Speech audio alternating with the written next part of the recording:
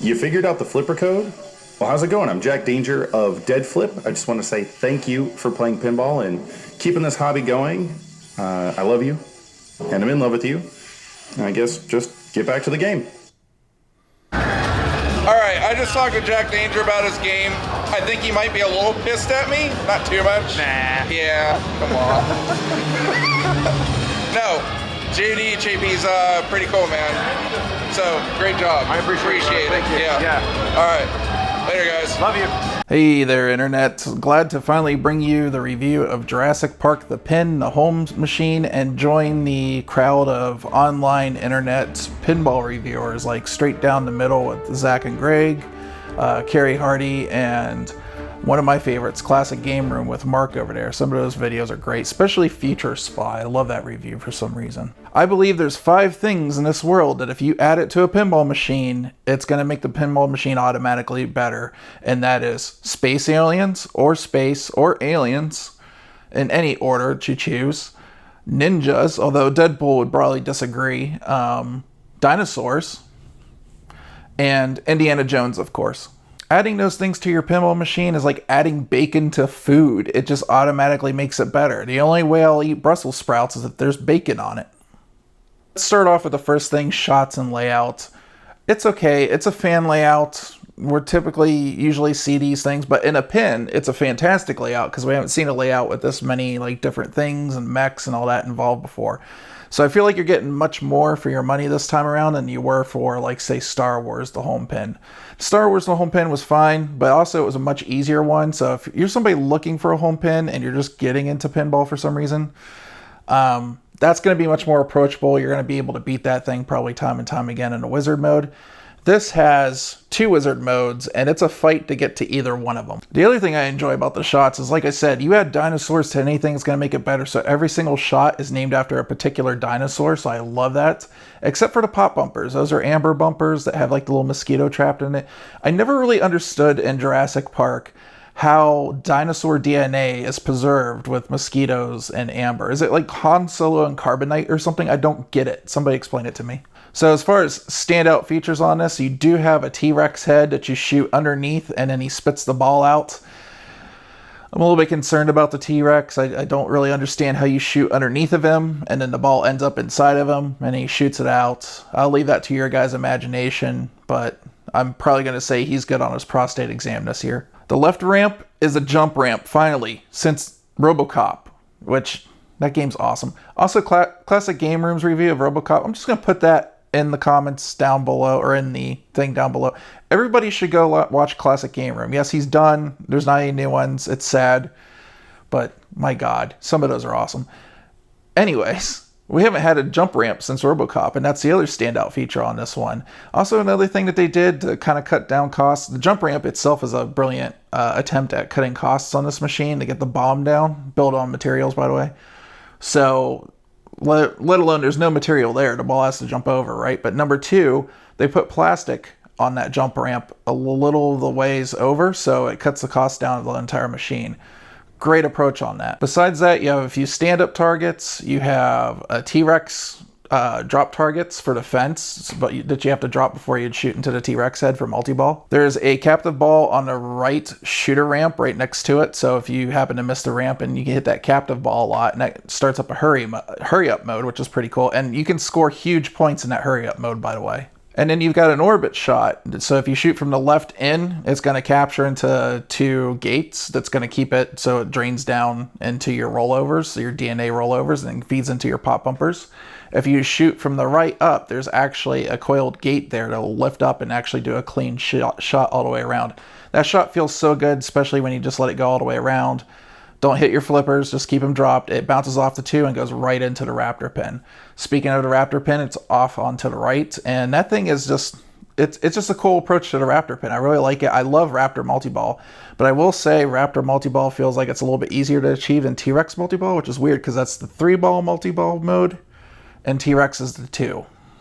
I don't know. If it was just me, I would probably say I would have probably taken the requirement of shooting the T-Rex 3 times and made it like twice instead, and that would probably be like, it would seem more balanced that way. You have a couple of spinners off to the left and right, one right next to the T-Rex head and the other one in the right orbit. That's the Deliosaurus. I don't know, that thing that had like the big, massive like wings or whatever come out of its head, and I can't remember the guy's name, Nader or something like that. I know his name's Newman on Seinfeld. It shot Newman in the face and then ate him in the Jeep. Remember that scene? Yeah, that's what the spinners are, and it's really cool how it like attenuates up and down in pitch as the spinners start gaining and losing momentum. In danger.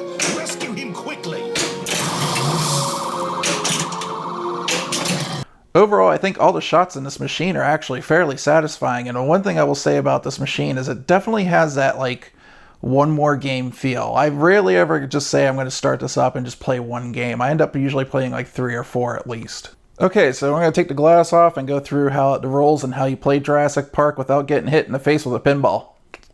It actually very possibly could happen. Sometimes this ramp just likes to pop the ball up, so it's where my head happens to be, so who knows, I might be concussed after this. Very simplistic rolls, like a 1990s machine for the most part, like Attack from Mars, Medieval Madness, things like that. You have 2 major goals to go through this game. You have to rescue the dinosaurs from Nublar Island, and you have to rescue the workers. So there's 25 workers to rescue, and then all these arrow shots are the dinosaurs that you have to evacuate. You also have 2 multi-ball modes, and anything else is just building up points for the most part. So there's not much to it. There is one hurry up here at the capture, which is the Spino capture, so we'll show that off. So we'll just go through the game real quick. Okay, starting the game off, you have 3 possible skill shots. None of them can move, like you can't move them like left and right with the flippers and the rollovers. But you do have a regular skill shot, a super skill shot, and a DeadFlip skill shot. And to activate those, you just shoot it up in there, try to like nudge the table to get it into the center rollover lane that you see flashing there. Otherwise, you hold down the left flipper. And now you have the super skill shot lit for the right ramp. And if you hold down the right flipper, now you have the DeadFlip skill shot. So let's go ahead and try to get the DeadFlip skill shot. And we got it.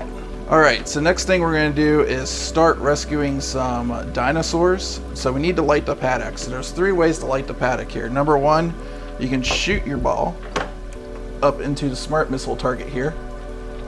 And once it's activated, you hit it again, it's going to automatically light 1 paddock. So you can see your paddock right there is lit. So now it's going to take 6 more shots to knock out that area, or I should say evacuate that dinosaur, because that's what you're doing here. And you have to do that with all these. Otherwise, the other way that you get these all lit up is you have to shoot them 3 times and unlock the paddock. So let's go 1, 2, 3. There we go. So now this one's lit right here. So we have both lit up. So you can kind of like knock down the amount of times that you have to hit the paddock to unlock it and start evacuating the dinosaur by hitting the smart missile some more times.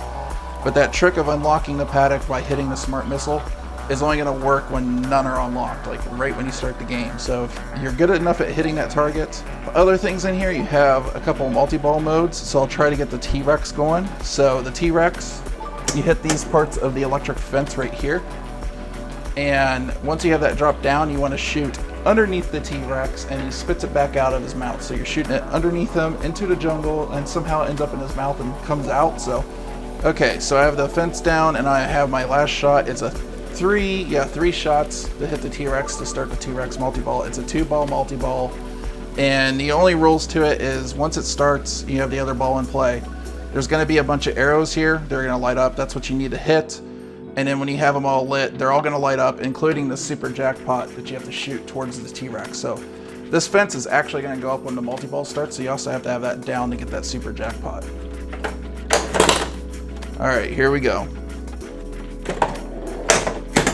Okay, got my ball back.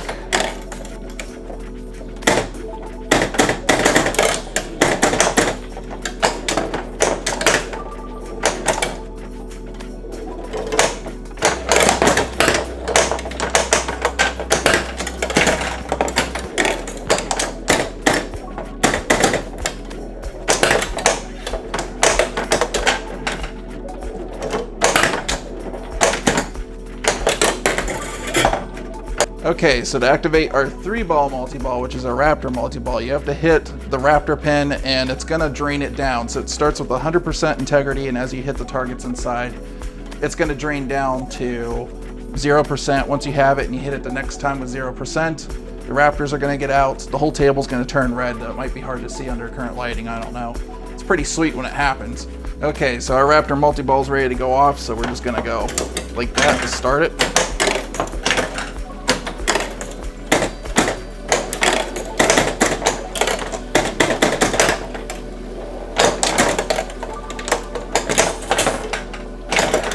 Okay, so as far as like other things go, you want to hit these targets to evacuate for your second objective. You want to hit these targets to evacuate your workers. So you just go ahead and throw it up in there and it's going to count towards that. There's 25 you have to rescue.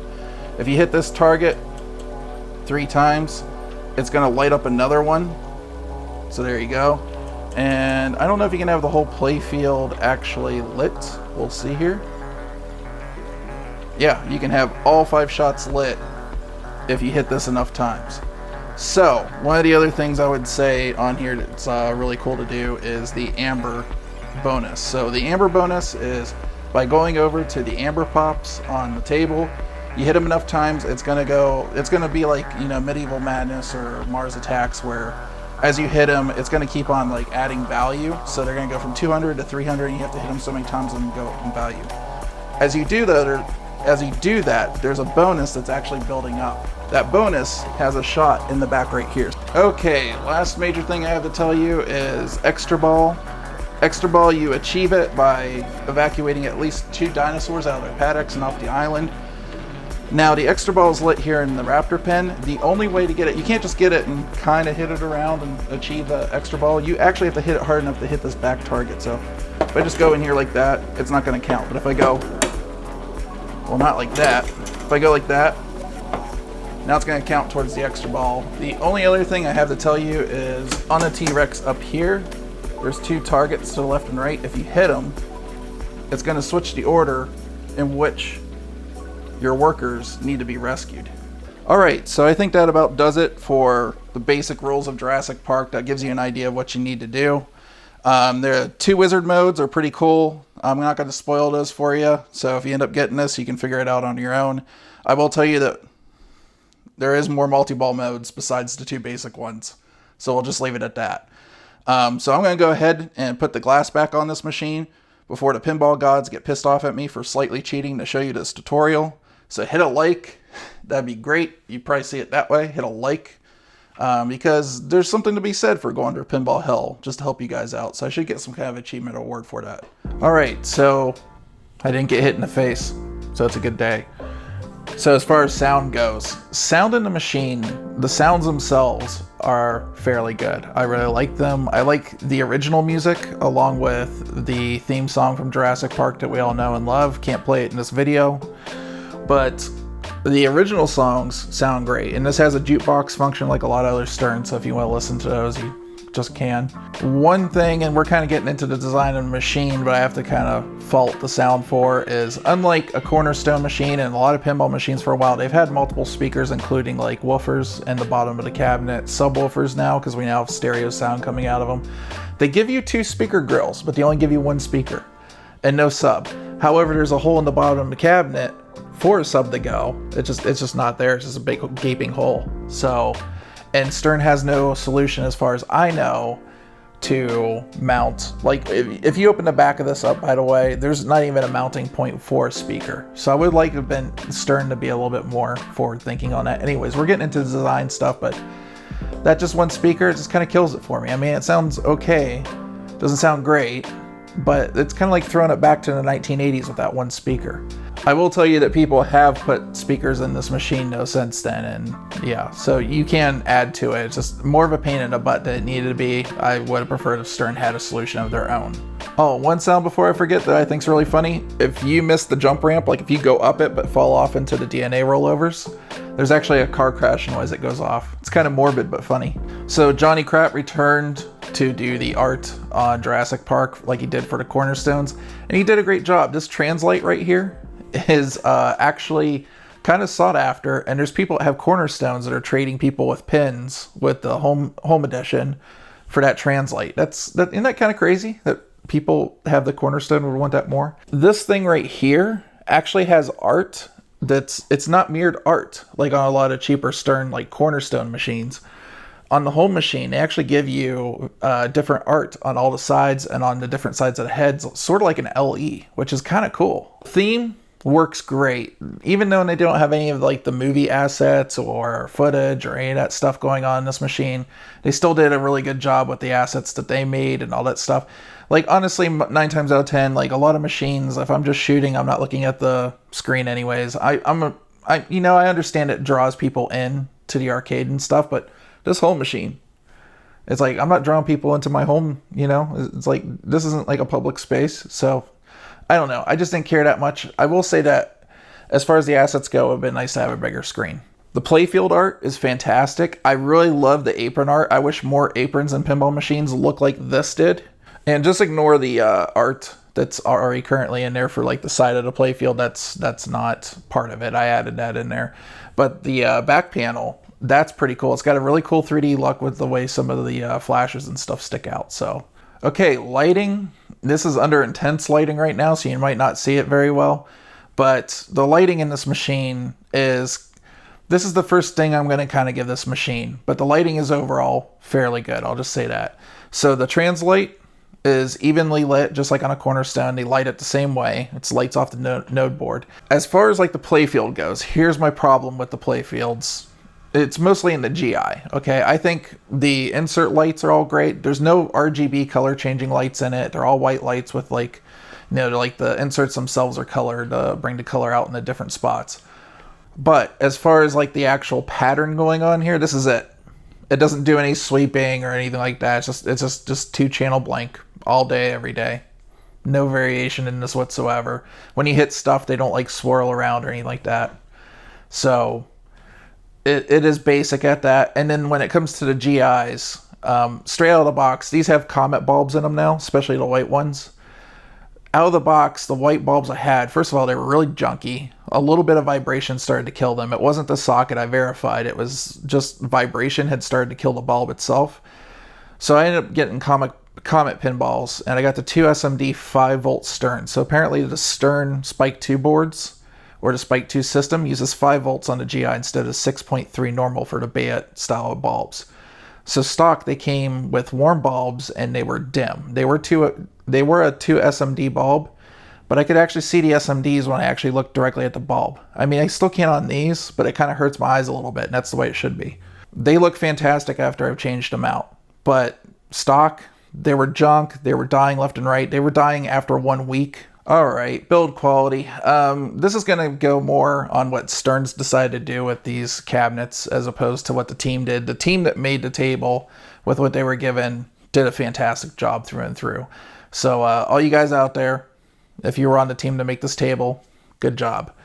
But as far as like the cabinet goes, the build quality and stuff like that, the build quality and everything is fantastic for what it is. However, I do have to say the cabinet is MDF. So it's not plywood like a cornerstone machine is. They did it the right way. I will give them that. Like the machine where like all the table legs and stuff go through. Typically on a normal machine, you'd have wood screws going into the plywood to hold on like the corners of the legs and stuff like that. On this, what they did is they actually drilled holes through and bolted it through on both sides, which when you're working with MDF, that's how you want to secure things because that's the way it's going to be strongest. If you try to just go into because MDF is just like basically sawdust or particle wood, that's been like compressed together with like wax and glue and stuff like that. And if you try to like put like a wood screw into that, it'll probably adhere like the first time. I wouldn't do it with anything like that's like this heavy. Like the way that they did it is absolutely the proper way to do it. But it just turns to dust after you try to like unscrew and put things back in and stuff like that. So that's kind of the chintzy, cheap side of this. But like everything, like the way the box is put together, the way the legs are on there, it's actually drilled through, cinched with the bolts on both sides. They did a great job on that. On the playfield, it's also MDF. I have mixed feelings about this. So apparently the MDF is actually from like the top and bottom is actually harder than a plywood playfield, or it's more resistant against dimpling. So it's clear coated just like a plywood playfield is. However, after taking out like a lot of the GI sockets, and I did have one repair that I needed to do on the jump ramp. One of the screws for the jump ramp, there's a post underneath the jump ramp right where the ball hits, and that actually from the impacts had started to bend that screw underneath, so I needed to like go get some machine screws and fix that. So here's where the jump ramp comes out, and here's where it's supposed to land, and there's an extra post right here that supports this part of the ramp. You can see this is like the little back part that it kind of like the plastic kind of goes through a little bit, and this is actually moving up and down. It's actually loosened. So all you gotta do is just take the ramp and the wire form out, the opticals just screw right out. You can put the screws off to the side, and you just tighten this down and cinch it back into the playfield, and you should be good to go for, I've got about 1,000 plays on this machine for it to be able to do that. So far the machine's been working great, and I love it. And I'm getting ready to put side art in it, so we'll see how that goes. Having talked to Jack Danger at TPF, Texas Pinball Festival, by the way, he assured me that they did drop tests on this thing all the time. It was actually more resilient against dimpling than a plywood playfield. And I can tell you, I've dropped the ball many, many times off that jump ramp, and I've looked at it, and I don't see any dimpling on it whatsoever. So there seems to be some truth to that. As far as the mechs go and everything, top quality. It's got steel, like even on the apron, there's steel like catches for like when the ball drains and stuff like that. The ramps are metal, mostly metal. There's some plastic on them, but not much. And then there's wire forms for like, which is typically like an upgraded feature on like some of the pins out there. You'll only get like wire forms when you start going premium or something like that. So as far as that, they went great. I like how they have basically an upgraded shooter rod. So the shooter rod is actually the Deadpool shooter rod, the one that you can buy from Stern. And they just took the Deadpool face off of it and put a Jurassic Park sticker. They also did the same thing with the Star Wars home pin. Obviously, since it's a home pin, you're not going to get any coin mechanism in this whatsoever. You know, it's got like a little divider underneath, so you can't stick your hand underneath to get to the playfield. Because they have that divider there, they also don't have a cutoff. So when you open the door, the 48 volt just doesn't cut out. So you still want to be careful, because you could probably still somehow sneak your hand in there. If you're one of the few people out there I've seen with the Jurassic Park home, some people have actually removed that divider so they can get like easier access to like eject the balls and stuff like that. Just be careful when you do that. So the rails for the glass, these are vinyl. These are not metal. The lockdown bar is metal, but then it's got a huge gap for the glass underneath. I don't know if it's the MDF compared to plywood. There's a few things. They cheaped out a little bit and used one single node board instead of two. So some things like the pop bumpers and the slings, when you hit one, both of them fire. I think some of these things contribute in the fact that there's no sub in this, even though there's a hole for it. So it's just a gaping hole underneath. When that stuff goes off, this thing is loud. It is very loud. So that's something to be aware of if you're going to get one of these. Some things I'd like to see from Stern, I'd like to see them offer their own side art for the pin. Because on this one, the side art doesn't quite go all the way down to the playfield. The playfield seems to be a little bit lower in than on a regular cornerstone. I'd also like to see Stern sell upgrades. So you can get the topper for the cornerstone and actually put it on here and have the same functionality that it does on the cornerstone machines. But I'd like to see them sell things like get rid of these vinyl rails, sell metal ones, sort of like the side armor that you guys sell. Do that so you can actually have metal in there. Have a system where it seals up nicely with the lockdown bar so there's no like gaping hole or something there. I want Stern to sell a sound package upgrade where you can get like an extra speaker and a sub and plug it in and make it an easy thing. I'm not asking for any rumble motors or anything like this. Just a couple of niceties here and there would be great. Okay, so that's it for the review of Jurassic Park. You know, like there's some things I'm going to knock it on just because it's a home pin, and there's certain things that they're going to cheap out on because of the fact that they have to get it down to that $4,500 price point. But at the end of the day, it is one of those one more games that you want to keep playing over and over again. And I think that's overall a good thing. Go to Pinside, look at the Owners Club there. If you end up getting one, there's lots of information there. This has one software update that did add DeadFlip skill shot onto it, and it also added the Stern Connected stuff. So whenever the kit for Stern Connected comes out, hopefully I'll have a video showing you how to do that. There's a video to show you how to update your pinball machine, do the software update on this. So if you end up getting one of these, look for that. I'll put it at the end of the video. And other than that, I would say if I had to give this like a letter grade, probably like a solid B is what I ended up giving it. How do I feel about it at the end of the day? I've had lots of fun with it, but I think probably this year at some point I'm going to sell it for another machine. So yeah, anyways, see you guys in the next video. Thanks for watching. Have a good one. If you have any questions, hit me in the comments down below. Please like and subscribe and all that fun stuff, and I will see you guys later on. Peace.